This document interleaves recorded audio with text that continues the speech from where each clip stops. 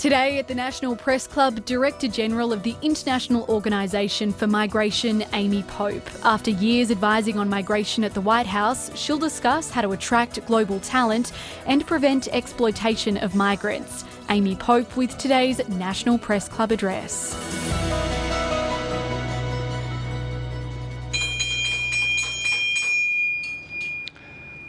Hello and welcome to the National Press Club of Australia for today's Westpac address. My name is David Crowe. I'm the Chief Political Correspondent at the Sydney Morning Herald and The Age and a Director here at the Club. Our guest today is Amy Pope, the Director General of the International Organisation for Migration, the global agency that is part of the United Nations system and has worked on migration issues since 1951.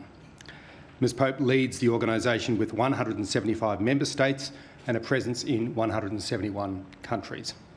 The timing is especially important given this week's big debate in Parliament House on questions of migration, the response to asylum seekers and the power to deport individuals or refuse entry to people from specific countries. A huge debate this week. Amy Pope became the Director General of the IOM last October after a long career in migration and government. She was previously the agency Deputy Director General for Management and Reform, and before joining the IOM, she was Senior Advisor on Migration to US President Joe Biden. She also served as Deputy Homeland Security Advisor to President Barack Obama. So we're very fortunate in having her speak to us today. For those of you watching at home, you can join the conversation on X, where our handle is @PressClubAust. Or you can use the hashtag NPC to track this important debate today. Please join me in welcoming Amy Pope to the podium.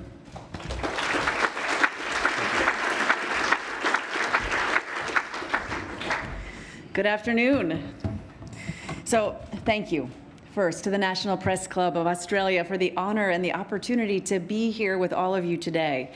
And let me start by acknowledging the Ngunnawal and Ngambri people on whose land we sit, and I pay my respects to their elders past, present, and emerging.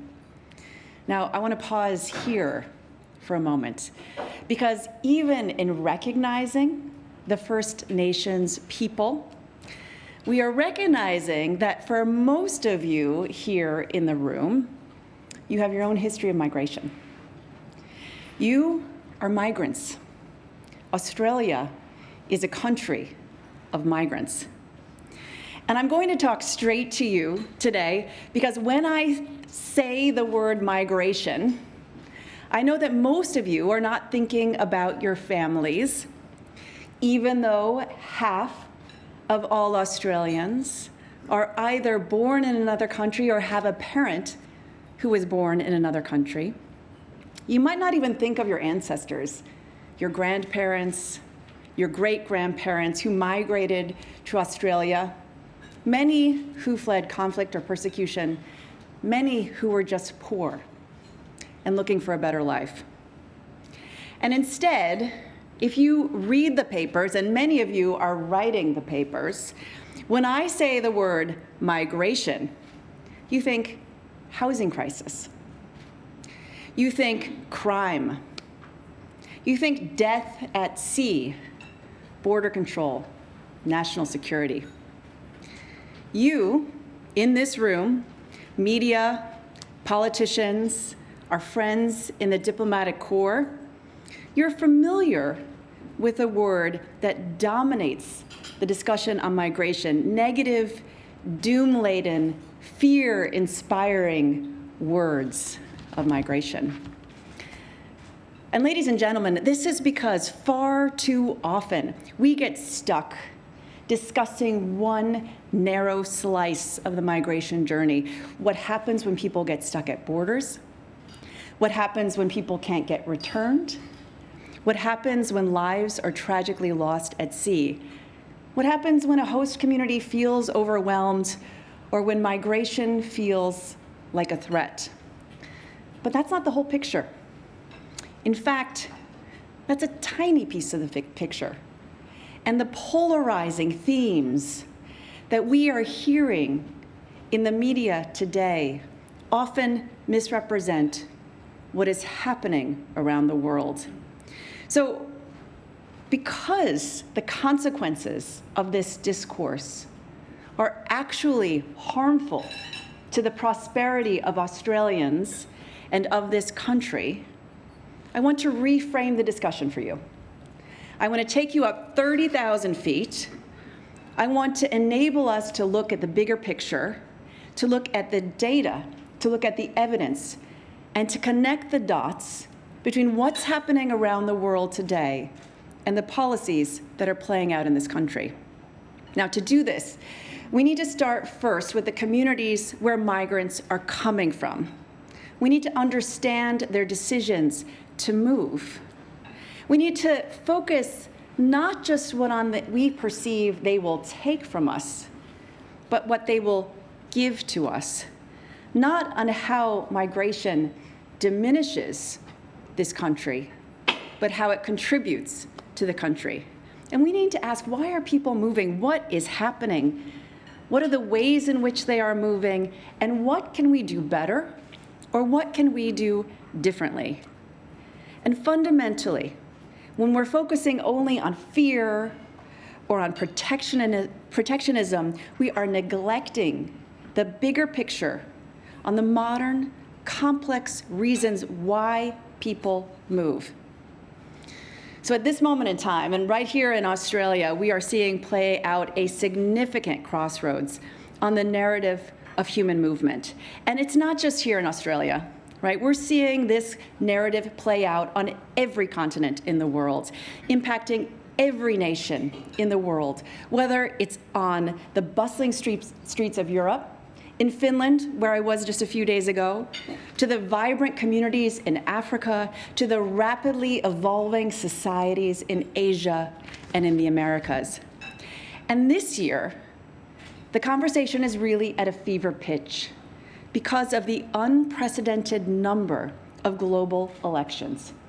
Migration is on the ballot of nearly every single country around the world. It is a central theme influencing political agendas and shaping the future of nations. And in many, I'd say even most of these elections, the narrative about migration is dividing electorates and polarizing societies. Now, I'm an American. You've heard that I've worked for 2 presidents in the White House, and I feel very deeply how this debate is playing out every single day in the United States of America, where the debate is about how migrants are stealing jobs or invading the country, when the facts show that migration actually helped to drive the strongest post-COVID recovery of any economy in the world. And that wasn't just regular migration. It was also irregular migration. Now, it's not to minimize the very real debate about what's happening on the border of the United States and Mexico. But when we focus only on the border, we lose the wider perspective.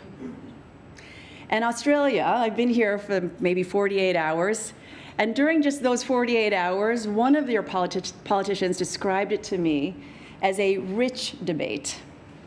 I prefer to say politically hot. Why then, you might ask, would any sane person want to spend their life working on the issue of migration?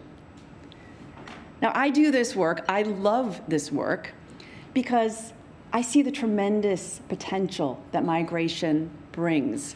And I believe we have fallen into a terrible trap where we are actually killing a constructive and sensible debate about migration because of the negative discourse. Instead of understanding and leveraging the political and economic benefits of migration, we are killing opportunities to use migration in a way that enables better political and economic opportunities for the people of Australia. And this reductionist view completely overlooks the broader, richer story of migration that all of you in this room know to be true. The stories of aspiration, of resilience, of the potential for migration to contribute to societal advancement and global prosperity. And our focus on these borders, on the lines that divide us, misses the opportunity to explore how migration can actually serve as a bridge to understanding, cooperation, and mutual benefit. So I'm delighted to be here at this moment in time. At least I know the issue I'm working on is relevant and timely. But my reason for coming here was because I hope to engage in a meaningful dialogue, jet lag allowing, right, during my time here. And for those of you who don't know IOM, we're part of the UN system. We were founded in the aftermath of World War II as a way to find homes for the millions of people who had been displaced after the war. Today, we have the third biggest footprint of any UN-affiliated agency in the world, with 175 member states, nearly 30,000 people working in 171 countries, and 520 offices located globally. Australia is one of our founding members, and we have a long and cherished history working with this government. And one of the reasons why is because Australia has its own rich tradition of migration, with tales of resilience and aspiration, and overwhelmingly, a bridge to mutual cooperation and understanding. And I've seen it just in the 48 hours that I've been on the ground, whether it was the border officer who greeted me when I arrived, who was from Greek heritage, to the woman who arrived as a refugee from Africa and has now built a community working with refugees to empower them and get jobs, or a successful business leader who arrived here on a boat from Vietnam as a small child with fear about what would come next. And what really has struck me is that despite what I read in the newspaper today or yesterday, there are a variety of leaders who really are working to tap the full potential of migration for the benefit of all people. Now, the debate is not new. You probably remember or have heard stories about the tensions around migration of Southern and Eastern Europeans after World War II, the Vietnamese in the 70s, Syrians or Africans. And what the stories show us is that time and time again, there's a period of tension, there's a period of resistance, but ultimately there is a period of integration and success and prosperity that delivers better outcomes for more people. And we know that ultimately it creates a richer, more diverse, more multicultural society that will enable more of this country to deliver on the challenges of the future. We know that this isn't easy, and it doesn't come without cost. I've heard the conversations about the housing shortage. That is real. I've heard the conversations about the pressure on the support system. That is real. But we also know there are skills gaps here in this country that are going unmet. And what I'm seeing around the world is that those gaps will only become more significant, particularly as we see demographic trends play out around the world today. I know when the pandemic hit, Australia was not unlike many other countries in the world where migrants were actually the ones who were serving on the front lines. Whether they were the ones working in your hospitals, continuing to farm the fields, continuing to provide essential services, despite the very real health risks they faced. Now, the pandemic might have receded, but the need for migrants here in this country has not receded. And the need for safe, regular pathways to the jobs that exist here today, those needs have not receded either. This is a global issue, and we are seeing the emergence of global competition for talent. That's what I want you to hear today. Because even as the conversation is about how we decrease net migration in Australia, around the rest of the world, there is a growing recognition that there will soon be fierce competition to attract migrants into your economies. In places like Japan and the Republic of Korea, where I visited a few weeks ago, by 2050, people over the age of 65 will account for 40% of their population. Think about that for a minute. And many European countries are not far behind. Portugal, Spain, Italy, Greece. Their populations are aging at a rate that they cannot survive without migration.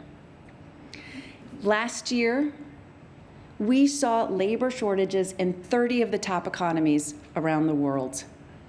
And according to the Boston Consulting Group, those labor shortages cost $1.3 trillion in lost opportunities, more than 1% of daily global economic output. And if we're going to address those solutions, the answer is not going to be in AI. There will be technological advances. There will be opportunities to get smarter and more efficient in the way we use labor. But ladies and gentlemen, migration will be part of that solution. We also know that it's not just about alleviating current labor shortages. It's about driving innovation, revitalizing ailing economies, providing companies and countries with future sustainable development strategies and a strategic advantage in the world. We've seen this right here in Melbourne and in Australia. My first day here, I spent maybe 5 hours in Melbourne. I had the great opportunity to engage with our friends and partners at Talent Beyond Boundaries. If you don't know them, you've got to get to know them. They are an organization that matches refugees with jobs. And in the roundtable they convened with us, I met a woman who told me of a shocking recruitment gap that she's facing in her network of 300 Catholic schools. She said they are facing a labor shortage of 5,000 teachers by next year. She said, we can't educate our kids. The school needs energetic, expert teachers to inspire the next generation of Australians. What better example of where a smarter, more strategic migration policy will add value? Now, it has to be smart migration, designed to meet the needs and the talent gaps that exist across the nation. That's where we at IOM hope that we can be part of a solution to connect the dots between people and opportunity.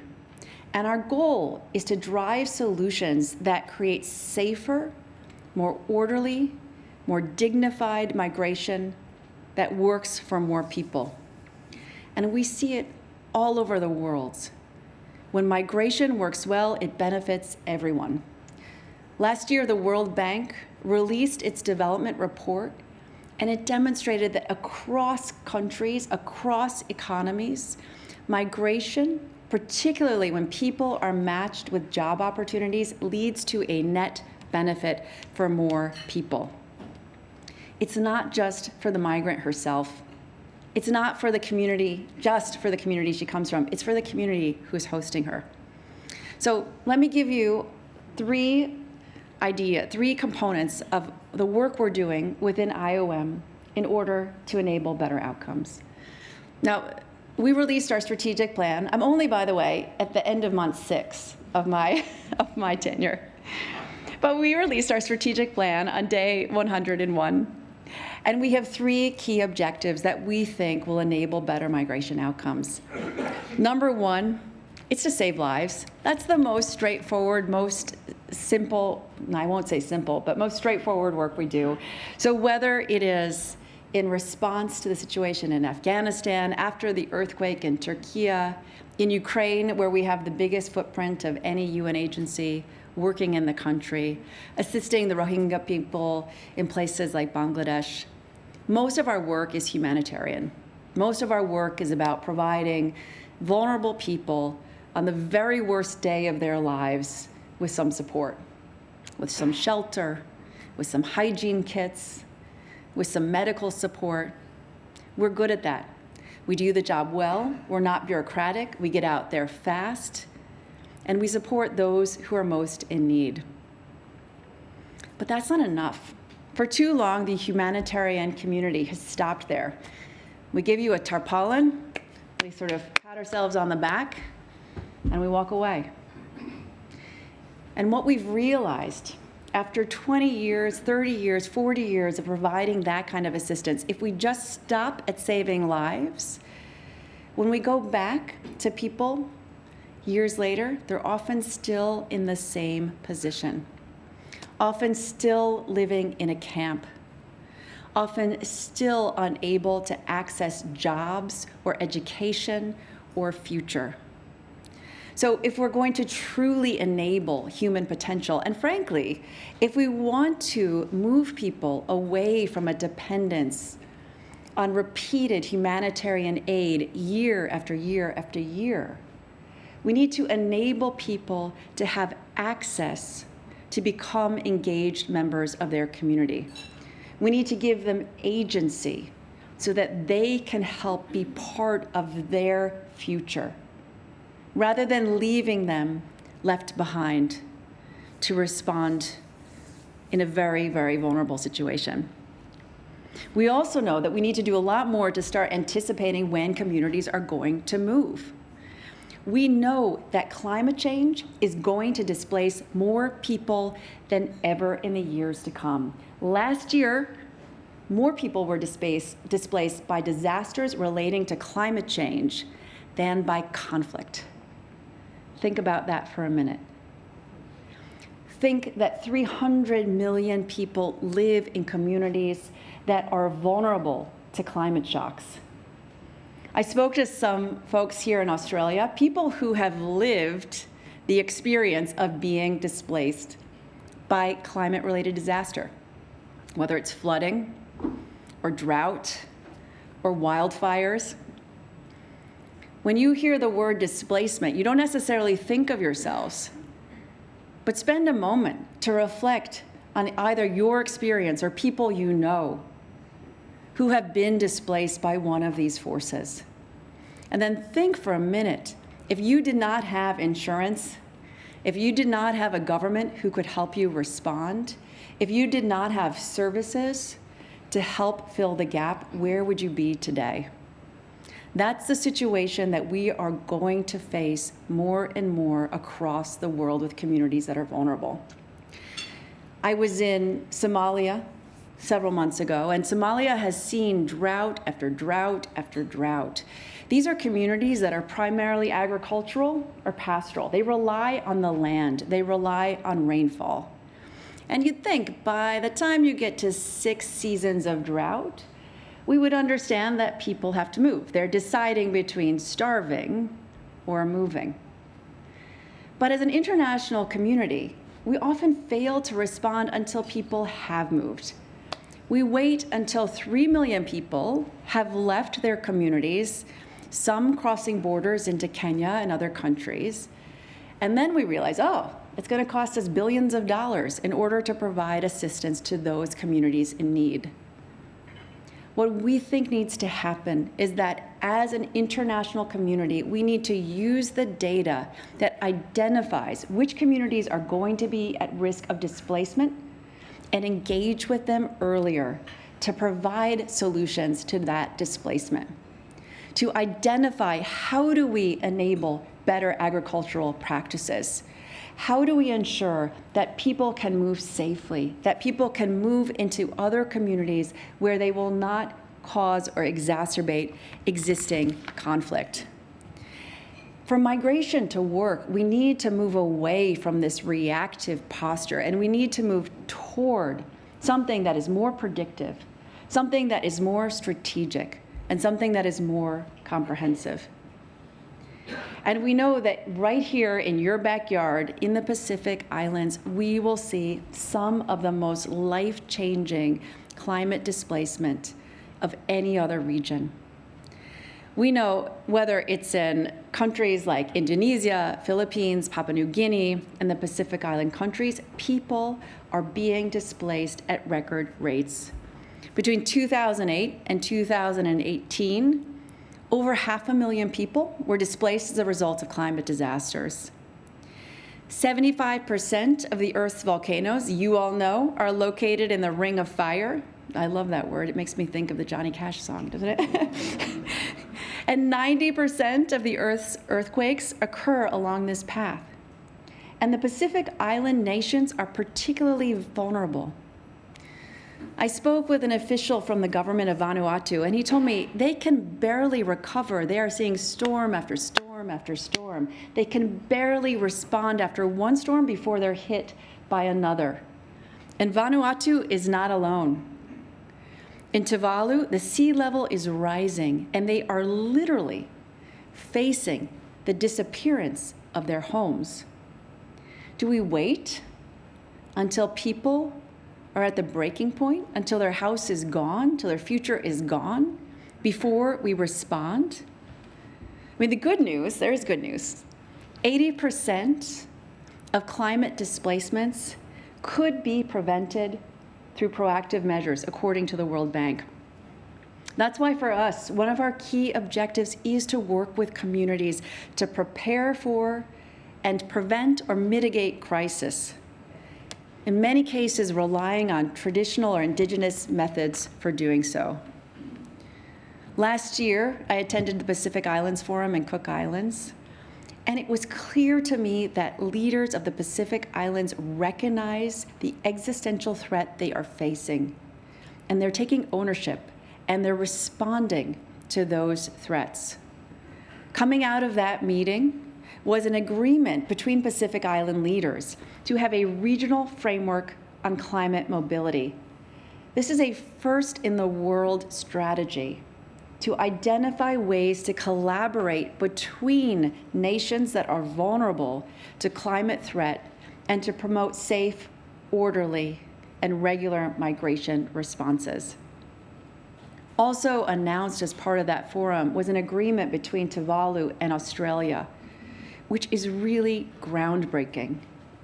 It is recognizing the enormous threat that Tuvalu is facing and coming up with a proactive strategy to enable safer, more regular migration for the nationals of that country. That leads me to our third objective, which is to facilitate safe, regular, orderly pathways for migration. Now, migration is human. You would not be sitting here if your ancestors had not migrated at some point in history. And for many people on the move, migration is a normal human mechanism to respond to long-term global imbalances. Humans are a mobile species. If there's economic disparity, conflict, climate disaster, people move. That's what we do. And in many, many cases, people have no choice but to leave. If we recognize that as a fact, if we engage and build proactive solutions, we actually can stop people resorting to human smugglers and human traffickers who know that human beings are mobile and who are taking advantage of the fact that governments are failing to engage in more strategic solutions. People should not have to put their lives at risk to find a chance to get a job, or to be educated, or to be reunited with their families. And we're seeing across the world, irregular migration is on the rise, and it's increasingly dangerous. And possibilities for people to migrate safely, to migrate legally, they're just too few. And one of the downsides to the failure of governments to come up with more comprehensive policies is that asylum systems, the systems that are meant to be put into place to protect those who are fleeing persecution, those who are fleeing conflict, those who have no other choice, the asylum systems are being overwhelmed.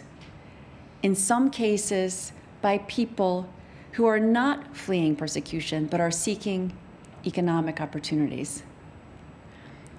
If we want to stop people getting trapped in ineffective asylum systems, if we want to ensure that asylum remains a pathway for those who need it most, we need to make sure we provide pathways for actual jobs.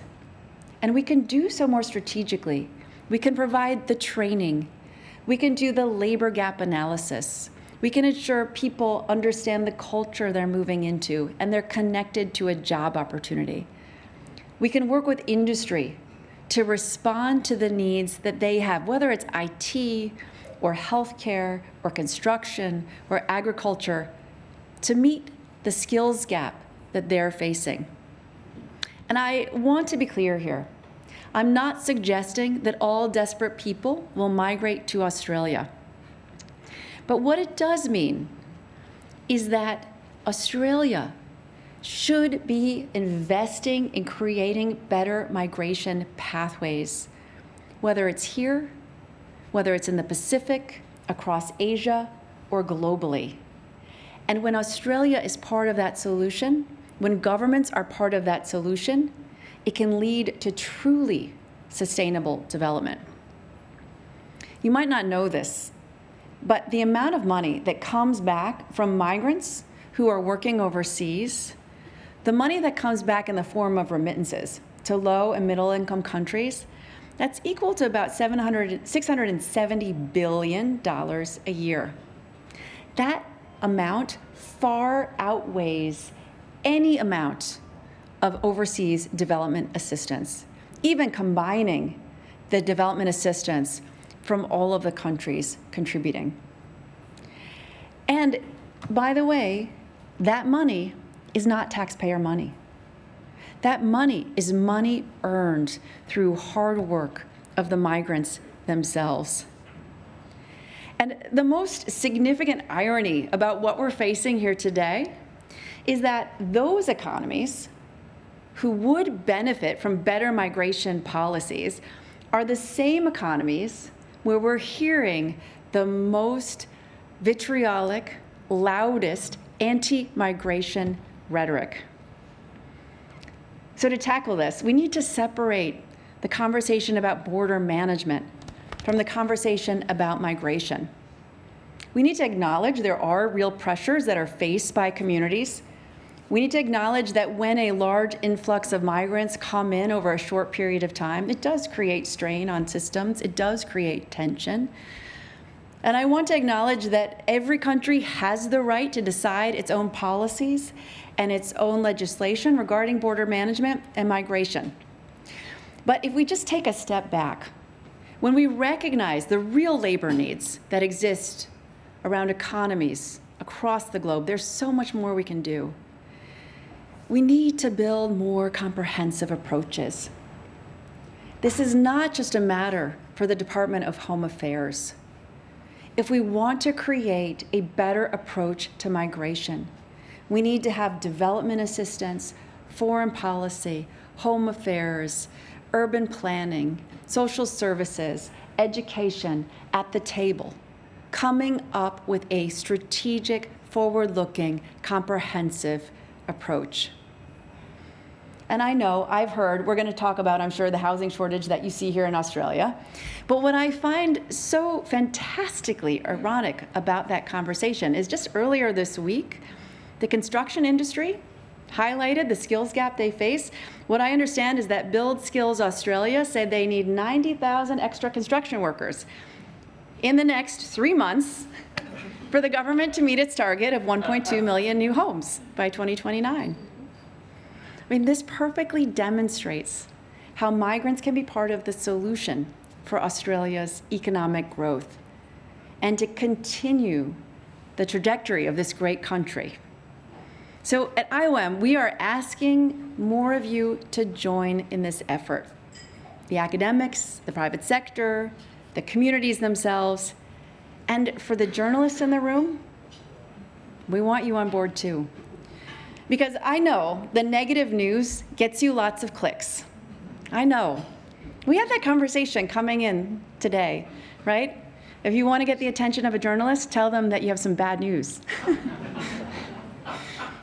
But what I'm asking all of you to do is to help to present the more complex, comprehensive picture that is migration.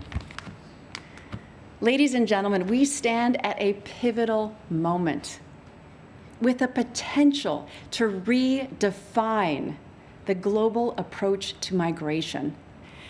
And this is not just my idealism. I am idealistic, I'm optimistic, I work in migration. But it is not just idealism or aspiration, it is a practical necessity. And the path forward is not easy, it has its challenges. And no one who works in this space does so because it's easy. But the truth is, despite the rhetoric, we are well equipped to meet the challenges. And the key to our success lies in our collective action, in our commitment to a common vision, a vision where migration contributes positively to societies worldwide. It's already done so here in Australia. Looking at all of you in this room today, I know every single one of you has a migration story of your own. So let's work together across nations, across cultures, across sectors to craft policies that not only manage migration more effectively, but leverages migration for the greater good.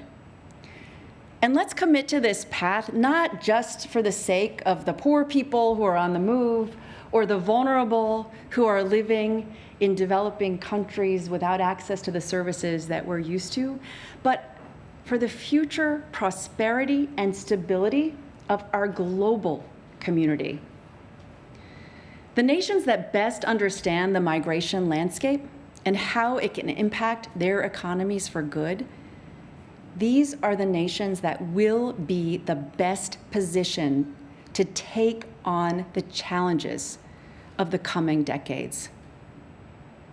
Australia is at the forefront of this movement. We see it. You're facing the challenges head on. And I'm looking forward to this great country's next chapter in embracing the opportunities that this vast wealth of human talent represents.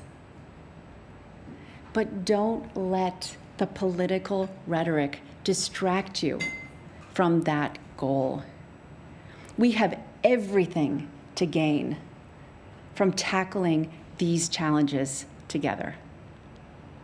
Thank you.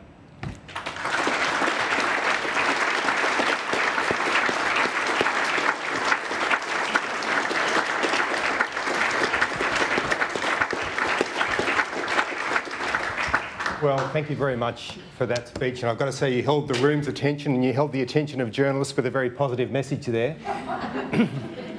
So mission accomplished on that front.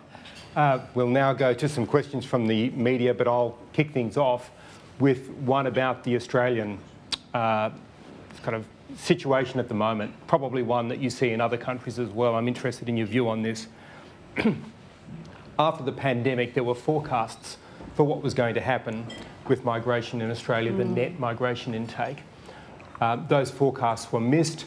There was a big influx of people for various factors once the pandemic was over in large part. And that's then led to a debate about whether that number needs to be brought down from something that went above 500,000 to something that the government would like to get down to 250,000 a year or so. Now that's small in the global scheme of things, but it's very important for Australia. Australians generally support a multicultural country. Polling shows strong support for that. I think your message on that point would resonate with a lot of Australians. But two questions on this. Is that Australian experience being replicated in other countries around the world because of what's happened after the pandemic? Do you see it elsewhere? And what's your message to Australians who would say, look, I'm sorry, I accept migration, but it just got out of hand here and we need to get the number down. Do you recognise that that's a valid response? So I think there are many, many lessons in the post-COVID recovery in terms of migration. And I'm going to go back to the United States, where the number of people coming up to the southwest border has hit unprecedented levels. Right, and that is in large part due to pent-up demand for migration that was stymied during COVID. And of course, the way people are now moving up is challenging communities. It is not planned, it is not strategic. But that's where this information about post-COVID economic recovery is so powerful. The fact that so many people have come in have actually driven a very robust economic recovery in the face of what other countries have been experiencing, which is quite sluggish. So that actually suggests that we need to rethink how and why people are moving. And that goes to your question about the numbers. When we're looking at the numbers of migrants, I think what sometimes distracts us from a more nuanced conversation about what are the needs here in this country. You know, we are at a point in time where about a quarter of their population will soon be out of the workforce. They will soon be persons who need actually support through your social security systems. Who's going to provide the tax base to provide that support? Who will provide the elder and nursing care? Who will meet the gaps that exist? So to reduce the conversation just to numbers misses a much more important conversation about what does the country need to meet its own economic objectives. Thank you. Our next question is from Tess Economou. Thank you very much for your time. The government has introduced legislation that would jail asylum seekers who refuse to cooperate with their removal to their home countries for up to 5 years. The move has been described as cruel. Do you agree with that description? And is Australia complying with international humanitarian law? So I would say first and foremost that every country, every government has the right to set its own migration and border management policies. That's our starting point. And so in a country like Australia, you have a robust legislature, administration, and court system to evaluate whether those policies, whether that legislation actually meets your standards around human rights, around international law. That's what we ask. Without looking at the particular questions of this particular legislation, we look to the courts of Australia, we look to the process that you have through the democratic, through the separation of powers in order to evaluate it. And the role that we can play is providing advice about what we know about what's happening in the rest of the world, best practices to respond to migration challenges, information about what happens in the countries where people are coming from. You just, in your speech, described yourself as idealistic. Yes. You also believe in the positive influences of migration. So what do you make of this policy? Do you believe it is fair? I think that governments, when responding to political challenges, are not always considering what are the unintended consequences of responding in a very political way to a very narrow slice of the broader debate. And when we're talking about detention or visa policy, even developmental assistance, we hear often governments have an interest in limiting engagement because of a particular political issue. And what we encourage governments to do is take the broader view. What will be the impact of that policy on communities here in Australia? What will be the impact of such a policy on your economy or your ability to attract talent into the future? Those questions I can't answer for you now, but it's what we're asking governments to do. Rather than to react politically, react from a more informed policy angle. Next question is from Ben Westcott.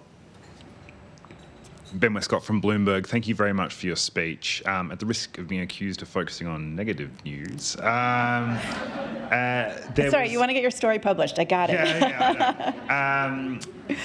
Recently, Australia signed an agreement with Tuvalu to take on more people in exchange for more influence over their diplomacy.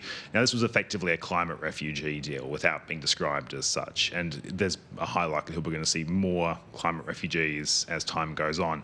Would you encourage countries to sort of think about climate refugees in advance and sign deals like this to try and best manage the flow of climate refugees over the coming years? So I actually think what Australia has done with Tuvalu is one of the most interesting, innovative approaches to what we know is going to happen. And I think I'm going to correct you for one moment to explain the difference between refugees and migrants. Because refugees, under the International Convention, have particular rights. And countries, including Australia, who has signed up to the Refugee Convention, has particular responsibilities to protect refugees. But people who are displaced by climate, by rising sea levels, by drought, by disaster, they don't have those protections. And the current system where we now work and live does not recognize that someone who is displaced will be able to find a pathway to safety. So the fact that the government of Australia is proactively coming up with a solution is something that we think needs to be encouraged more broadly around the world, because people are going to move as a result of climate-related disaster. And someone who is starving because they cannot farm or they cannot fish or they have no place to live is no more desperate than someone who is fleeing a war. So ultimately, we think that this is a tremendously innovative approach, as long as it's done with the full partnership of Tuvalu, with their input, with the respect for their culture, for their own economy, for their own development. But it's something that we're encouraging other countries to take a look at.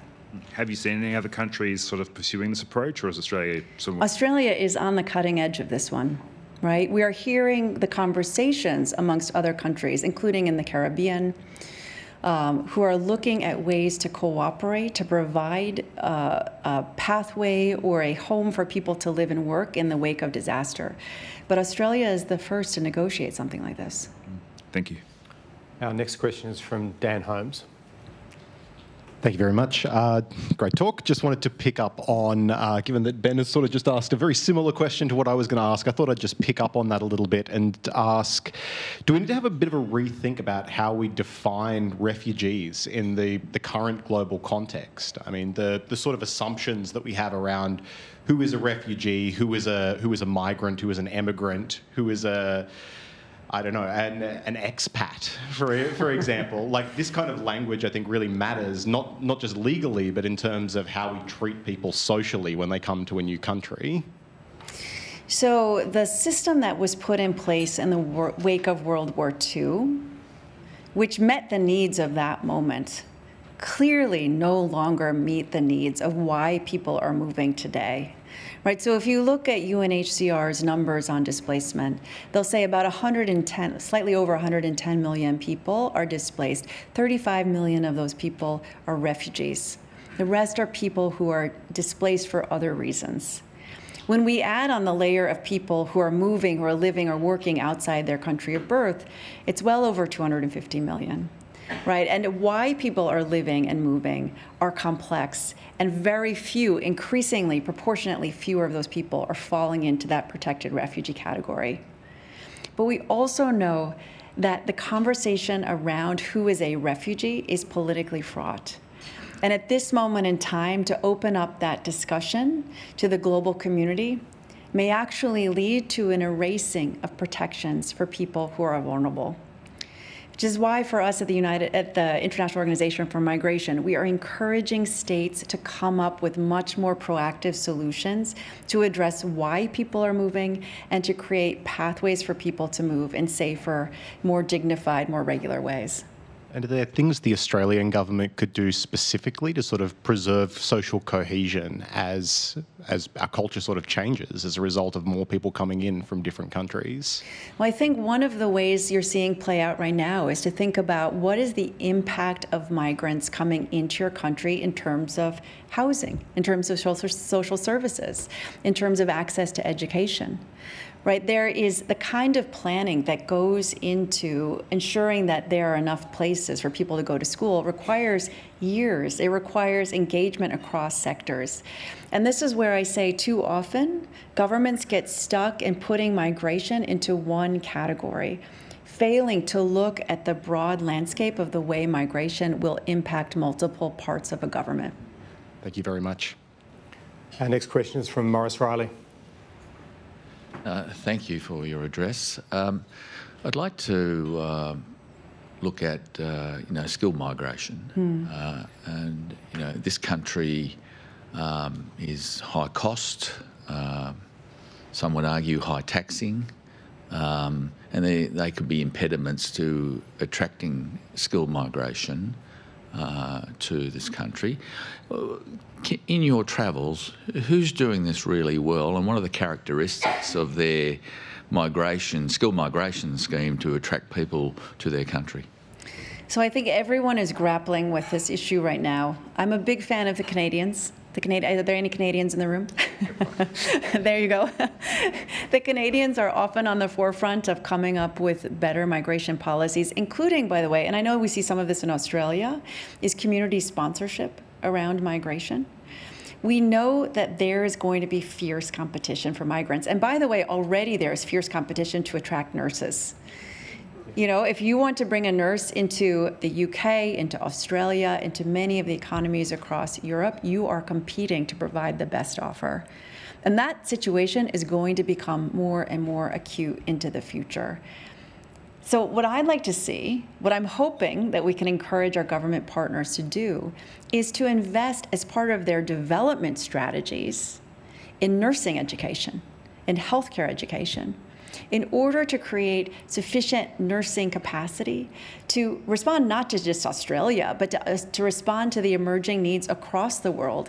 And so that we're not inadvertently stripping the most skilled, talented people out of the economies that will need them most. But this is where the conversations around anti-migration and numbers can actually be quite harmful to Australia's own prosperity and own economic future. Migrants are increasingly able to make rational decisions, especially at the high-skilled level. There is going to be more competition, and I want people to really sit with that. And migrants are looking at what are the opportunities for them, not just in terms of how much money they can make, but in terms of where they'll be welcomed, where they can find a future, where they can have access to schools for their children. We think that's only going to become more and more acute in the years to come. Can I ask if... I was just going to say, we did have an Irish representative speak here who really wanted their bricklayers to go back to Ireland. So, the competition is quite fierce. We need a few bricklayers and I need a couple of chefs. So. Everybody needs bricklayers. Yeah. Right. I mean, and bricklayers, by the way, are a more medium-skilled occupation. Right? But too often, frankly, the conversation is about how do we attract the doctors and the engineers without looking at some of the other sectors where we could really bring in migration to work for more people. But can I ask a follow-up on that looks at it from I guess, the other side? I remember covering Silicon Valley many years ago and covering a report that highlighted how many Silicon Valley startups are founded by migrants. Yeah. Right? Yeah. Proves your point. However, it did raise, and I know headhunters from the US and other places will go to top universities in many countries and scoop up the talent every year. However, what does that mean for the country that's losing that talent? Isn't there an argument that says, hang on a minute, we need to find a way to actually stop some of that migration? Because although it may be better for the wealthier, more developed nation, it means that countries that need the talent can lose it. Is part of your remit to kind of discourage that? Not to discourage, but it goes back to this point about my dream about development assistance, right? Right now, most governments look at development assistance over here, and they don't want to have any conversation at all about migration when it comes to development assistance. We actually think what needs to happen is we need to combine these conversations and look at development assistance in the context of ensuring that the people of a country where you're investing have the skills to respond to their own economic needs, as well as to those that are broader. And you see that, for example, in the country of India. There's a very active conversation about upskilling its own population to work both in India and to work abroad. And in the best case scenarios, you actually build in incentives for people, for the diaspora, to either go back or to become part of the way in which you reskill or build skills within the sending country. Generally, governments are failing to use the diaspora to their maximum effect. And that is one of the most powerful forces that we see in terms of driving better outcomes here. Okay, thanks. Next question from Tess, economist. Thank you very much. I just wanted to touch on again the issue of climate-fueled migration. Yeah. Do you believe that developing countries who have contributed more emissions than developing countries have a moral obligation to resettle people who are fleeing due to climate-fueled disasters? I don't see it as a moral obligation. I see this as a practical reality because people are going to move. I mean, that's the piece here that I think we really need to take into account. People will move first within their own country, so they'll just be displaced from one community to another. Then often they'll be moved into a neighboring country. And when we look just at migration from the point of view of one nation, we're failing to recognize the regional impact that migration can have. I'm slightly obsessed with the country of Djibouti, so I'm going to share it with you, because it's a country of 1 million people, right? Every year, Djibouti has about a quarter of its population, about 220,000 people pass through Djibouti. Someone said to me when I went to visit, it's as if in the United States we had 75 million migrants crossing from the Mexican border up to Canada, right? Imagine what the impact on the country would be, right? So when you look at migration generally, it's a question of what can we do to support the government of Djibouti, which is seeing high numbers of migrants come through, which is fraying some of their political services, their social services, et cetera. And think about migration in terms of how do we build support systems there where there are already high numbers of migrants. So the conversation is not about how do we resettle everybody who's leaving Somalia into Australia. It's how do we build better regional responses to what's happening in Somalia so that the neighboring countries, whether it's Djibouti, whether it's Ethiopia, whether it's Kenya, have the resilience to manage those movements of people. Thanks. Next question from Ben Westcott. Hi, still on climate refugees. You've spoken at length in your speech about the social impacts we've already seen from migration around the world. In your home country of the US, in Europe, in Australia, all these places where we see the political differences as a result of migration. Are you concerned with how much that is going to potentially get worse in coming decades as migration increases as a result of climate refugees, in addition to any other political instability that might be caused over coming years? I'm concerned about how it's going to get worse this year because of the election dynamics that are happening across the world. Right? I started my observations with the fact that migrants can't vote. Right? Everybody's voting, but migrants can't vote. That means there is an increasing temptation of politicians to lay whatever has gone wrong at the doorstep of migrants, because there will be no consequences for doing so in the short term. But in the long term, the impact on the economies that need migrants could be quite significantly negative. That's why we're encouraging a move away from the very short-term temptation to vilify migration or to cut off migration, and to take this broader, more strategic, more comprehensive view of how to leverage migration so that it works for more economies. I guess one aspect of that debate in Australia is this new law, which does give which would give, if it passes Parliament, the migration minister the power to declare that nobody will come from a certain country. Some of the countries rumoured to be potentially on that list are Iran, Iraq, South Sudan. Is that an extraordinary power, or is that a power that other countries also exercise? We of course saw it with the United States, very controversial there. But some Australians, I think, might think, well, why shouldn't the minister have that power? We should be able to say no. Is it a rare power, or is it commonplace around the world? There are other countries who exercise that kind of power, and the United States does have similar laws on the books. But what it fails to understand is the impact on particular communities, the impact on economies, the impact on governments is actually not very connected to the policy itself. So you can say nobody can come in from a X country, but the people who are affected are going to be your friends and neighbors who have family members who are from that country. It may have an impact that you just cannot foresee at this moment in time, and ultimately it has very little impact on the governments themselves. There's another conversation that's happening in a lot of parliaments right now is whether we cut off development assistance because a country will not accept its nationals back. The argument being, well, why should we give them any money, right? They're not taking their nationals back. The result, the consequence of decisions like that is you can actually undermine the ability of that country to take its nationals back in the future.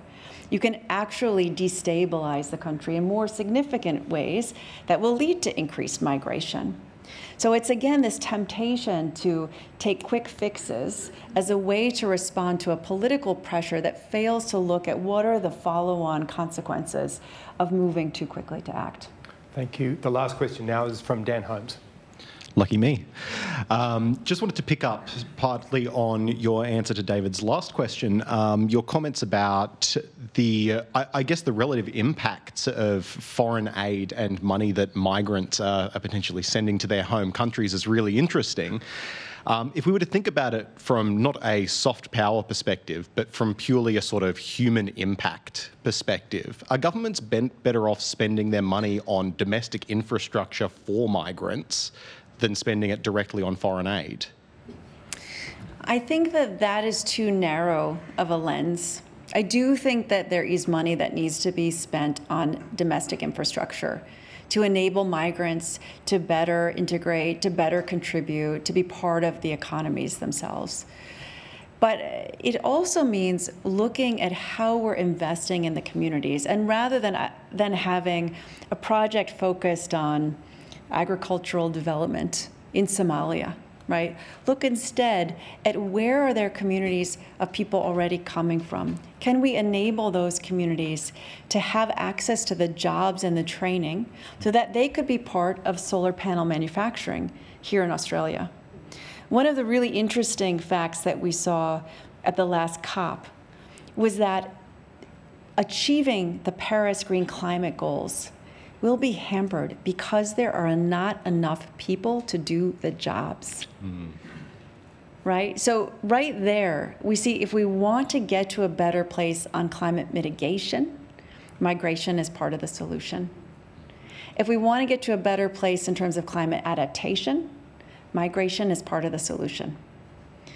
So it's thinking about how do we leverage migration as a tool in these challenges of the moment, rather than trying to stop it and pander to what are short-term political gains or forces.